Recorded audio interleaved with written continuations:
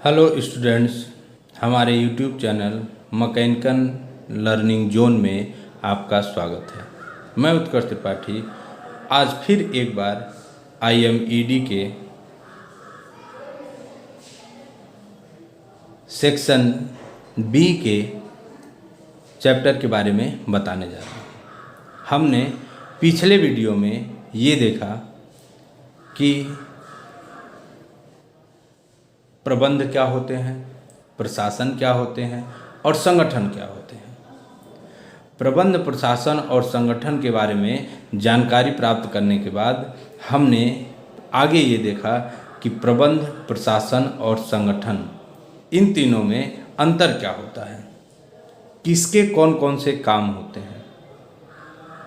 अब इस वीडियो में हम देखेंगे कि प्रबंध के कौन कौन से फंक्शन होते हैं या फंक्शंस ऑफ मैनेजमेंट।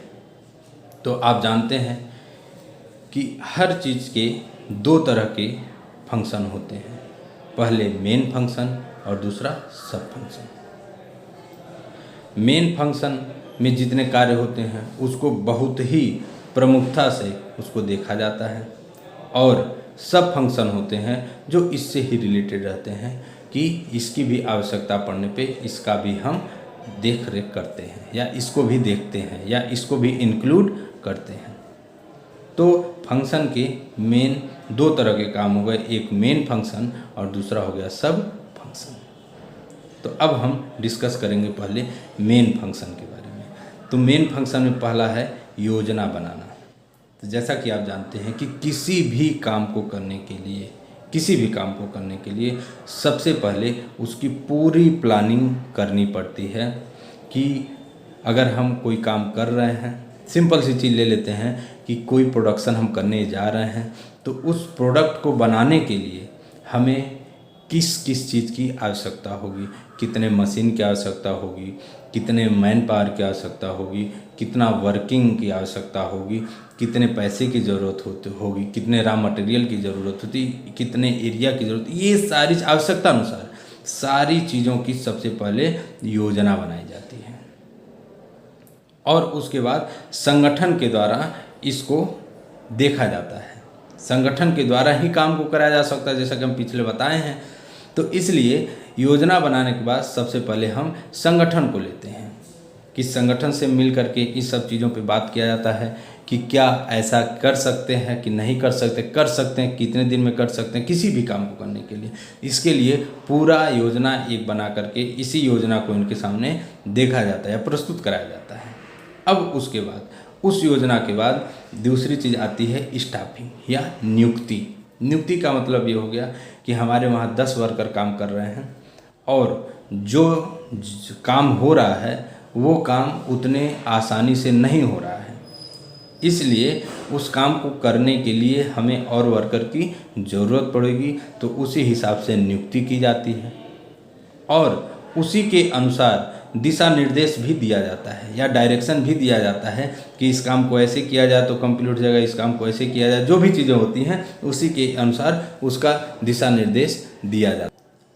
अब अगली चीज़ आपकी आ गई नियंत्रण। नियंत्रण बहुत ही, किसी भी इंडस्ट्री के लिए नियंत्रण बहुत ही इम्पॉर्टेंट चीज़ होती है। कैसे? क्यों जॉब बन रहा है, उसमें कितना कौन सा मटेरियल तैयार करना है, कितने रॉ मटेरियल होने चाहिए, किस प्रकार के रॉ मटेरियल हो, कितनी सारी चीज़, जो भी चीज़ें होती हैं, जो भी प्रोसेस होते हैं वो सब कंट्रोल में रहें, ये देखना बहुत ही इम्पॉर्टेंट होता है।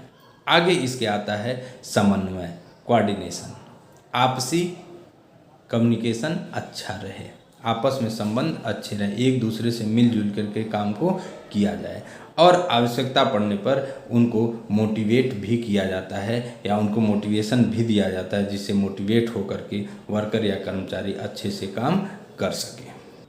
अब हम आते हैं मैनेजमेंट के सब फंक्शन कौन कौन से होते हैं। तो इसमें देखिए पहला होता है कम्युनिकेशन, संप्रेषण। कम्युनिकेशन का मतलब क्या होता है?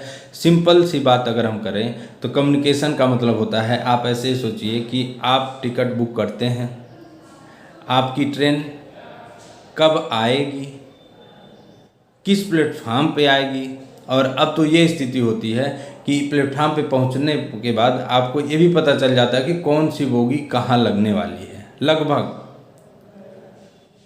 तो इसलिए कम्युनिकेशन, आप देखिए टिकट एक बुक किए, आप टिकट पे आपको आ जाता है कि इतने बजे टाइमिंग है ट्रेन की, बिना आपको किसी से पूछे उतने बजे आप स्टेशन पे पहुंचते हैं। स्टेशन पे पहुंचते ही कम्युनिकेशन के द्वारा आपको ये पता चल जाता है कि ट्रेन लेट है कि राइट टाइम है, ट्रेन लेट है तो कितना देर लेट है, कितने बजे आएगी, और ये भी पता चलता है किस प्लेटफार्म पे आएगी। और उसी के अनुसार बिना किसी से कुछ पूछे, बिना किसी परेशानी के आप उस प्लेटफार्म पे पहुंच जाते हैं और अपने टाइम से जब आना होता है ट्रेन आ जाती है, आप अपने बोगी में बैठते हैं, अपनी सीट पे बैठते हैं और आप जहाँ जाना होता है आपको चले जाते हैं। इसका क्या मतलब हुआ? यही होता है कम्युनिकेशन, कि अपनी बातों को एक स्थान से दूसरे स्थान तक भेजना। इसके विषय में डिटेल आगे चैप्टर में है, उसमें डिटेल में इसको बताया जाएगा, लेकिन अभी आप इतना समझे कि कम्युनिकेशन का मतलब होता है कि अपनी बातों को एक स्थान से दूसरे स्थान तक भेजना ही कम्युनिकेशन कहलाता है। तो अगर किसी इंडस्ट्री, अभी तो ये तो एग्जाम्पल के तौर पे हम आपको समझाएं, अब अगर हम इंडस्ट्री की बात करते हैं तो आप जानते हैं कि इंडस्ट्री में कम्युनिकेशन का बहुत बड़ा रोल होता है। जॉब कई शिफ्ट में बनता है, कई शॉप में जाता है, कई जगह पे बनता है और लास्ट में जा कर के फिनिश प्रोडक्ट बन करके तैयार होता है। तो अगर वहाँ कम्युनिकेशन नहीं होगा, किसी जॉब में कोई खराबी है, किसी जॉब में कोई डिफेक्ट पार्ट्स हैं, किसी जॉब में किसी और प्रकार की कोई समस्या है, तो इसलिए कम्युनिकेशन की आवश्यकता होती है। आवश्यकता ही नहीं होती, इसकी ज़रूरत बहुत ज़्यादा रहती है। कम्युनिकेशन गैप जहाँ रहता है वहाँ पे दिक्कतें आती हैं, जॉब सही नहीं बन पाता या बहुत प्रकार की समस्याएं आती हैं। और इसी के अनुसार अगला है आपका निर्णय लेना। तो निर्णय लेने का मतलब क्या होता है कि बहुत सारी चीज़ें, कितनी जॉब बनना है, कितने पे रोकना है, कितना देर काम करना, वर्किंग आवर कितना होता है, ये सारी चीज़ों का डिसीजन करना है या निर्णय लेना है, ये होता है आपका डिसीजन। ये सारे चीज़ आपके सब फंक्शन में आते हैं। आपका अगला है इनोवेशन या नवाचार। नवाचार का सिंपल मतलब होता है कि कुछ नई तकनीकियों का प्रयोग करके, आप जान रहे हैं आजकल के समय में हर चीज़ों में कुछ न कुछ नई, बाइक देखिए आज आप खरीदिए तो उसमें कुछ और चीज़ रहेगी, और उसको 2 महीने 4 महीने बाद खरीदिए तो कुछ न कुछ चीज़ें उसमें ज़रूर चेंज रहेंगी। ये होता है इनोवेशन, कि नई नई तकनीकियों का प्रयोग करके किसी भी प्रोडक्ट का निर्माण करना। क्योंकि मार्केट में इतना कंपटीशन रहता है, अगर नई नई तकनीकियों का प्रयोग नहीं किया जाएगा तो जाहिर सी बात है मार्केट में सर्वाइव करना आसान नहीं होगा। इसलिए किसी भी जॉब, किसी भी प्रोडक्ट को बनाने के लिए हम नए नए तकनीकियों का प्रयोग करते हैं। और लास्ट है आपका प्रतिनिधित्व, प्रेजेंट करना किसी भी चीज़ को। ये सारी चीज़ें जैसी होती हैं उसी के हिसाब से प्रेजेंटेशन करना या उनको प्रेजेंट करना, यही आपका कहलाता है प्रतिनिधित्व। तो स्टूडेंट्स, ये अक्सर एग्जाम में पूछे जाने वाले क्वेश्चन हैं। इससे बहुत सारे क्वेश्चन पूछे जाते हैं। प्लानिंग क्या होता है, कम्युनिकेशन क्या होता है, इनोवेशन क्या होता है, राइट शॉर्ट नोट्स करके या ऐसे ही करके इसको विस्तार से समझाइए, इसको विस्तार से समझाइए, ये सारी चीज़ें अक्सर एग्जाम में पूछी जाती हैं। इसलिए इसे हर पार्ट्स को क्या नाम है, प्रबंध के कार्य को आप पढ़ें, समझें, क्योंकि ये मोस्ट इम्पॉर्टेंट टॉपिक है। कभी कभी सीधे पूछ लेता है एग्जाम में 10 नंबर 5 नंबर में कि प्रबंध के कार्य को विस्तार से समझाइए, तो उसमें आपको ये पूरा डिटेल आपको बनाना पड़ेगा, एक एक चीज़ के विषय में आपको लिखना पड़ेगा। और कभी कभी एग्जाम में पर्टिकुलर पूछ लेगा प्लानिंग क्या होता है, ऑर्गेनाइजेशन क्या होता है, कंट्रोलिंग क्या होता है, कम्युनिकेशन क्या होता है, तो उसमें पर्टिकुलर इस टॉपिक के विषय में आपको डिटेल लिखना है। धन्यवाद।